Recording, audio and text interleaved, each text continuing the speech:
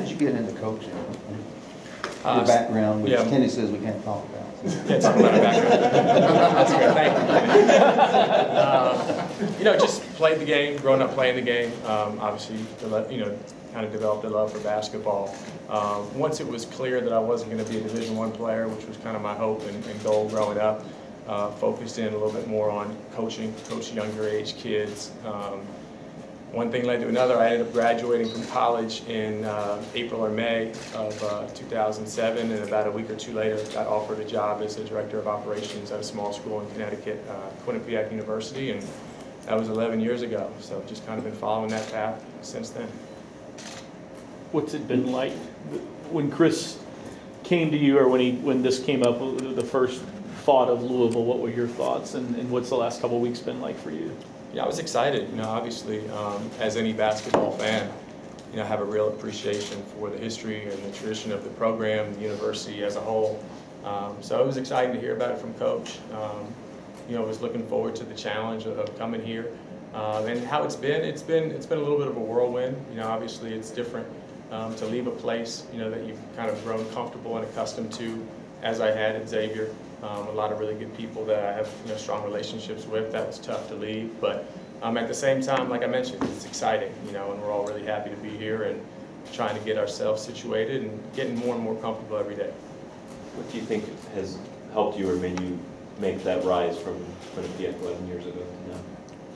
I mean, probably working for really good coaches. That's probably been the best part of the experience for me thus far, working for Coach Mack and Pat Scarry, Danny Hurley, Sean Miller, guys that have been really successful in the profession and have given me a really good kind of blueprint to follow. And I think that more than anything has probably helped me ascend. Why is Coach Chris Mack so good? What makes I'm you sorry, I trust didn't hear. Why is Chris Mack so good? What makes you trust him with your career? Well, I think first and foremost, the relationship that we have off the court. He's a great guy to work for. He really treats his assistant coaches with great respect. It's a mutual relationship. It doesn't necessarily feel as though you're working for somebody at the same time.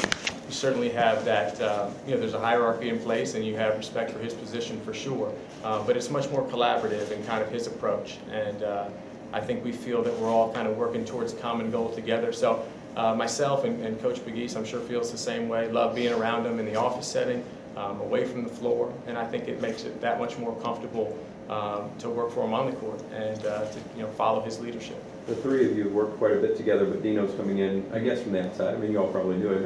How much did you know him, and how well do you think you can work with him? I didn't know Dino at all. I just, from reputation, obviously, really respect the career that he's had in basketball. Coach Mike, I think, had met Dino 2 or 3 times, prior to kind of all getting back together here at Louisville. But we're really excited about Dino being here. Mike and I are really good friends off the court and have a strong bond, and are excited about working with each other here again for sure. But Dino adds a different element, something new. And I know it's only been a couple of days, but we really seem to play off one another well. And I think we'll be a great group in that sense. How impressed, now that you're here, how impressed have you been with what you have to sell here when you see the facilities? I mean, you said you knew about the tradition, but... Yeah, really impressed, really impressed. The press conference was the first time I'd seen the Yum Center in person. Obviously having a chance to get around campus a little bit the last couple of days has been eye-opening. And we're looking forward to selling the great things about the university and the basketball program. When did you first start developing a love for basketball? Where did that come from? As early as I can remember, quite honestly. My family, big sports fans. My dad, he's one of 9, so I have 6 uncles that love the game as well. And so started going to, I grew up in New York, and so I started going to New York Knicks games when I was a kid, and that was probably the start of it.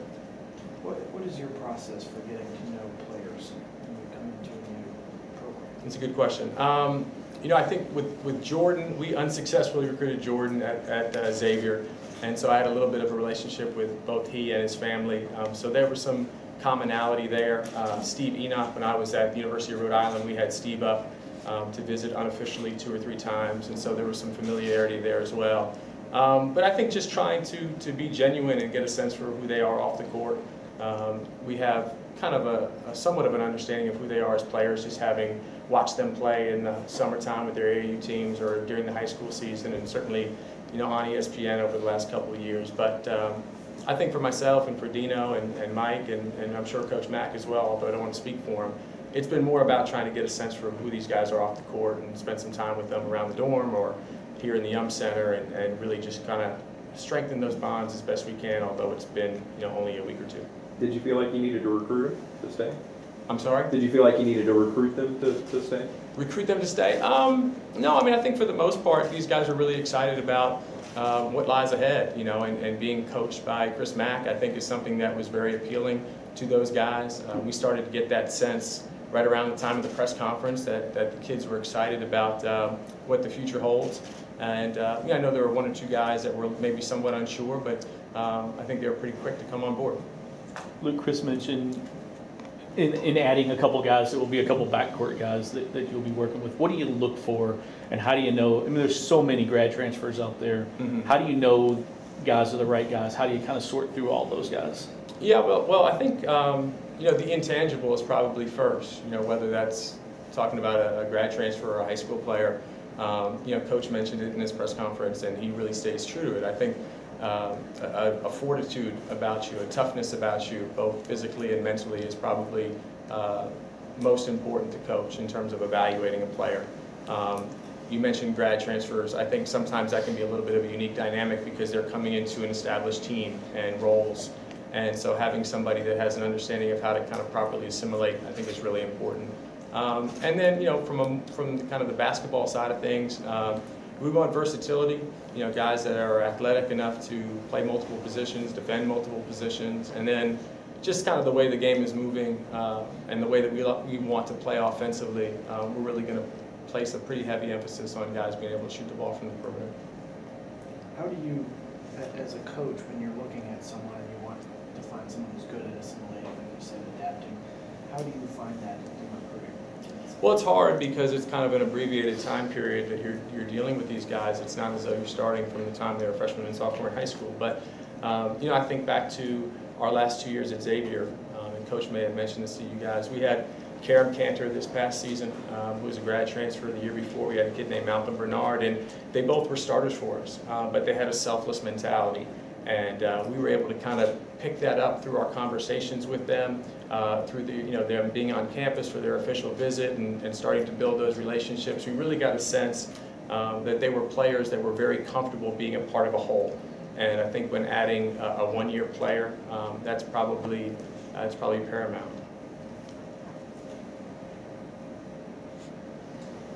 Anything else? Anybody? Bring it up if you want. It's going to be okay. I'm just asking. Your dad came to some Xavier games. Assuming you talked to him about Louisville. What was his reaction about when you got the Louisville job and you expected him to show up for some games here or something?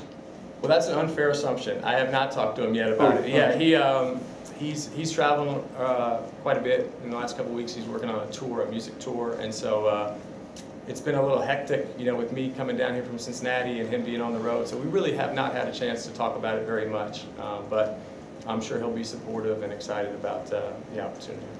These players have no idea who your dad is, do they? I would imagine they do not. They do not. Yeah, I would think. Yeah, I mean, outside of maybe Space Jam or something like that. Thanks. Okay. Thank you. Thanks.